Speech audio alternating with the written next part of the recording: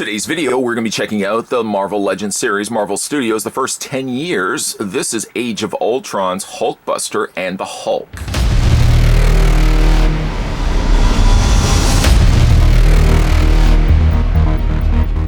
Despite efforts to stay grounded, Bruce Banner falls captive to the mind games of Scarlet Witch and loses his temper, swirling into a blind, catastrophic rage. Meanwhile, Hulkbuster, having anticipated the need for backup in situations involving the gamma-green Goliath, Tony Stark creates Veronica, a Titan-sized suit of armor known more commonly as the Hulkbuster.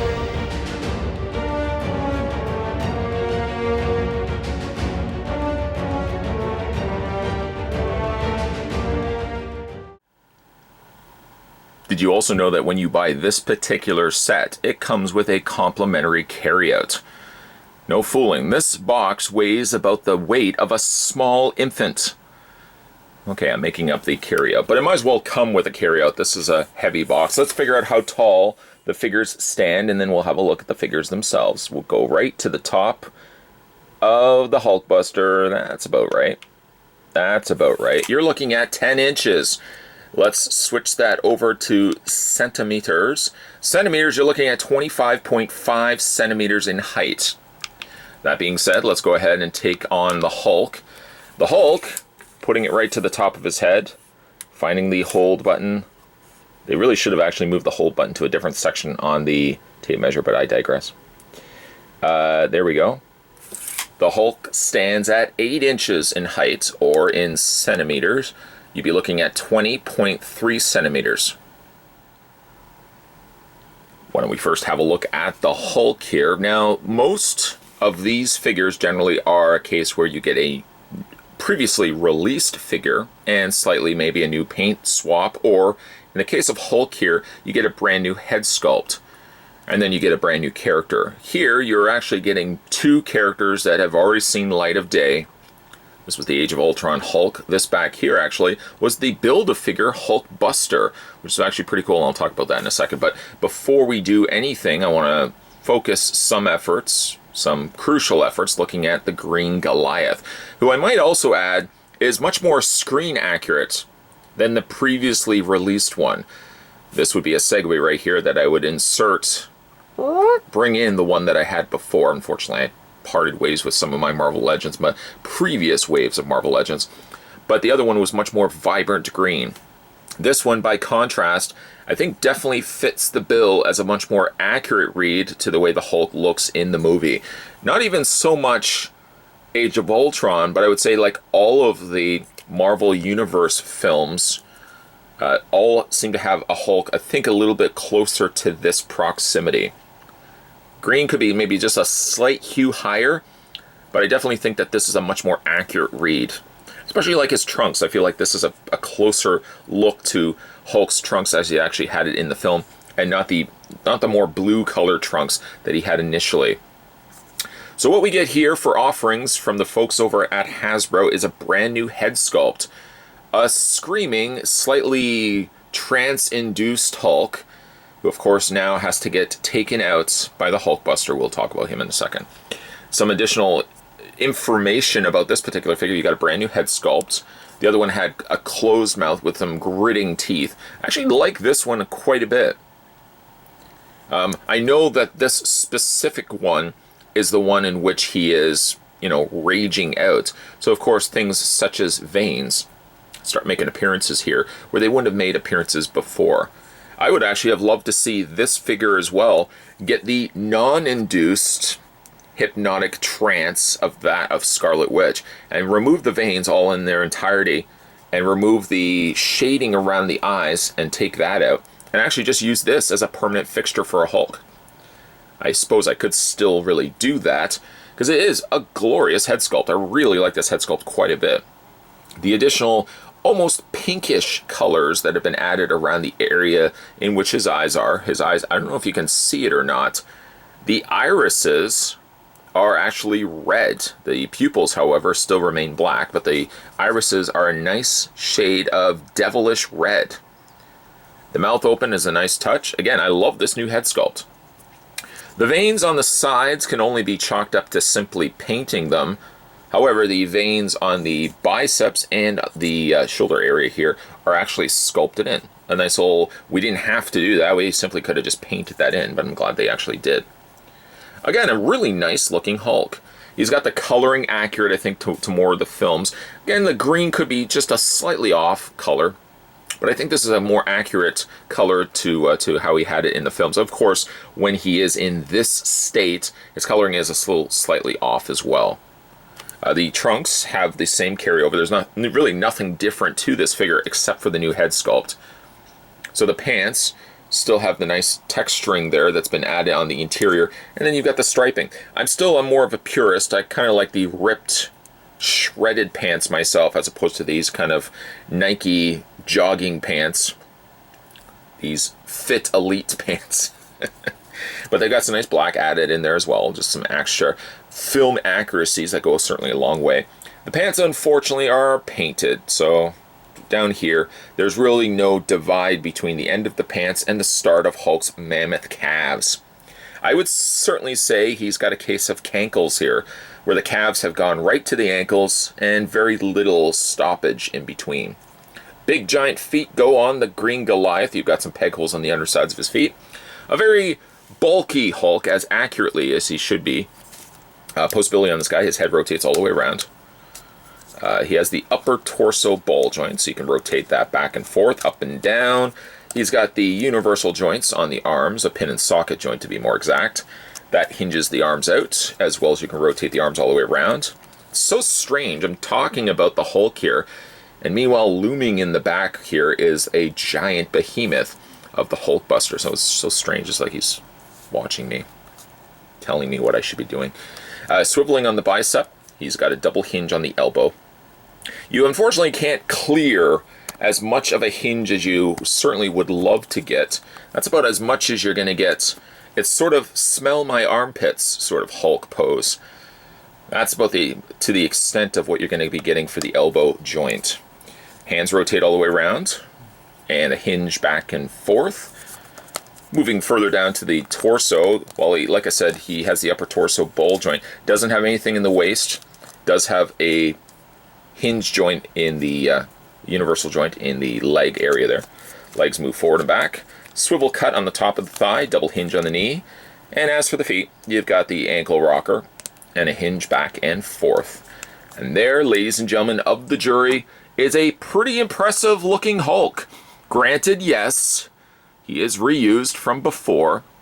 A slight tweaking of paint and a brand new head sculpt really, I think, excels this figure from just, I had this figure before, to, hey now, that's a decent looking Hulk.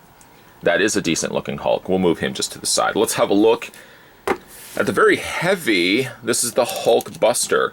Making an appearance before, I think this figure is relatively old, about 4 or 5 years. He was a Build-A-Figure, which actually does entertain the idea that for as many of these molds as Hasbro has churned out, and of course getting as much mileage from these molds as they possibly can, some would say, oh, another Hulkbuster. I already have Hulkbuster. Others may look at it as potential that other Build-A-Figures may see a light of day. Now, this set collectively cost me about $80. You break that down, and Hulk is probably like a third of that price. I still think this guy is cheaper than if you had bought all the individual figures you maybe don't really want in your collection, ultimately just to build this mammoth. So I think the price point is there if you certainly have not already picked up the figure. Let's have a look at some of the details. Now, this guy, I think his paint and plastic quality have improved since we initially got his offerings many moons ago. I feel like the colors, the reds are a little bit more vibrant. The golds, I think, are a little bit more well applied. And things that we may not have seen in the past, and that being some additional paint in the back torso regions of these figures, now seem to be a little bit more showcased, even though this isn't necessarily the best side of Hulkbuster you're really going to be seeing. I think this may have been also an opportunity in which the figure could have been given, at the very least, some extra limbs. maybe the pounding, I'm going to smash Hulk's face in, maybe one of those pummeling hands certainly could have been a replacement swap out. Then it would have given you some extra mileage as to the fact that, well, I already have this figure in my collection. I've got myself, why would I really get myself another one, sort of mentality. But the head sculpt is actually really good. To be fair, the head sculpt on the previous Hulkbuster was also really good. Some additional paint, I feel, has been added here. Some additional panel lining. And I feel like the eyes here stand out a little bit better than what we had before in the original offering of Hulkbuster. A very superposable head. For the fact that he is really just he's almost like one of those things that you had as a kid. You push them down. They were like little suction. Push them down, they pop up. I don't know what they're actually called, but it kind of reminds me of his head here. Loads of silver. It seems majority-wise that it looks like it's molded plastic. It's kind of got that marbling effect that they've done, especially into the silver, where you can see the mixture, chemical mixture of the plastic. It's kind of got that marbling, swirling effect. I think primarily the majority of this particular figure is actually all plastic rather than it is actually paint. Like the legs, for example, look like they're obviously the plastic. Primarily, all the red is plastic. The plastic, as you can see, if the camera hopefully can do it justice, you kind of got that off-coloring where you can see like the red kind of mixes itself, and it's got some actual little swirlings there of the plastic in there as well. But plastic on this guy, to his credit, and actually plastic to the Hulk also to his credit, feels like it's a little bit more substantial.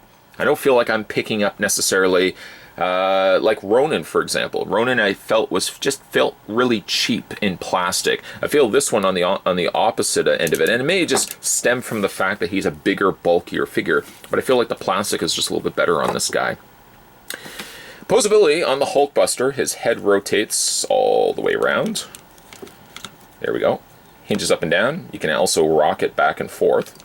Shoulders have these same joints as the Hulk. You can see that the shoulder pads do a really good job of staying out of the way so that when you are moving the arms up, they're not going to be in the way. Arms rotate technically all the way around. There we go. A nice swiveling on his big, bulky, tree stump-sized arm. And he's also got a hinge joint in the arm. It doesn't really allow you to do too much with the arm. That's as much clearance as you're going to get for an elbow bend. It's still something. The hands do not rotate, or if they had rotated at one point, unfortunately because there's just so much mass around him, these giant guards on the sides of his arm, really limits what you can then do with the hands themselves. The upper torso does have a ball joint. It does feel like, though, I don't know if it's just mine, but it doesn't feel so much as a ball joint as it feels almost like a spring. Like I can pull him back and he's going to lunge his way forward. I think it's just the way it was pegged into place. It's really a stubborn joint. I don't know why you have to be so stubborn, upper torso, but it does feel like there's resistance. It's telling me don't turn it, and yet I still pursue. The legs hinge outward, forward and back. Good range of motion, actually. Bend at the knee, and again, that rotates only really just by the way it pegs into place. And then this hinges back and forth, the feet that is, and you've also got yourself an ankle rocker. Decent figures, I have to admit. Decent figures that perhaps, yes, you've already had a sense of deja vu looking at these because you already have these, but I think there's some mileage, some extra little leeway that they've added and allotted to these two particular figures, I think, to still warrant having them picked up. The Hulkbuster and Hulk box set is a strange instance in which you don't really get any new figures offered here. Instead, you get two figures that you probably already have in your collection with slight paint tweaks, and in Hulk's case, a brand new head sculpt. There is certainly a little bit of wiggle room that they could have done a little bit extra to the Hulkbuster, at the very least adding some brand new arms. Maybe the poundy Hulk's face arms could have been added to the mix just to make him slightly different than the one that we had gotten before. However, this is a great opportunity for those who hadn't got a chance to pick up the Build-A-Figure, simply because of the same argument many collectors have. I want said Build-A-Figure. I simply just don't want to get all these extra figures that I have no interest in. Sure, you can source them out on eBay, but the price point is always a little bit higher. This sat for $80. Little high, granted, yes, gets you a Hulk that you have a brand new paint to and a brand new head sculpt, and you get yourself a Build-A-Figure of maybe a figure that you never owned. This, I think, is for collectors that missed their mark the first go around. For ones that have been dedicated to the Marvel Legends brand, I think this might be a one that you might pass on.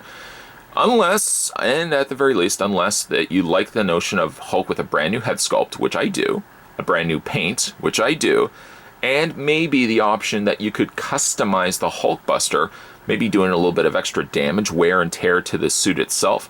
Maybe there's an opening there for the reasoning why you would want to pick up this set. Either way, I'm pretty happy that I picked this one up. I have, granted, yes, both figures, or at one point I had both figures in my collection. I think the only one I still have is Hulkbuster, and he sits in a tote somewhere. That's the only reason why he never made an appearance during this review. So I do think that for its price, it's a good pickup for someone who missed out on Hulkbuster. Hulk is the icing on the cake. Hulkbuster is kind of the deal breaker. If you already had him in the past, you may be likely to pass on this set. If you never picked up on him before, this is a great opportunity to get him now. FYI, Hasbro, it's a good opportunity for you as well to release previously released Build-A-Figures. Obviously now, a lot of these waves that have seen light of day in store shelves and have vanished into obscurity, great opportunity if you already have the molds just to release them in sets like this, where people can pick up the Build-A-Figures that they never got a chance to get before. Just in case you're watching. Today, though, we were having a look at the Marvel Legends, Marvel Studios, the first 10 years. This was the Avengers Age of Ultron Hulkbuster and the Hulk. Decent looking set. If you guys haven't had a chance to hit that little subscribe button down below, what are you waiting for? We're going to have a look at some more of these Marvel Studios, the first 10 years, and some upcoming videos, and of course some other stuff coming your way as well. Make sure as well you hit that little subscribe button down below. You'll never miss a beat when it comes to future videos. And make sure as well you head over to the main page, see if there's any videos that you may have missed along the way. As always, guys, thanks for watching. See you next time.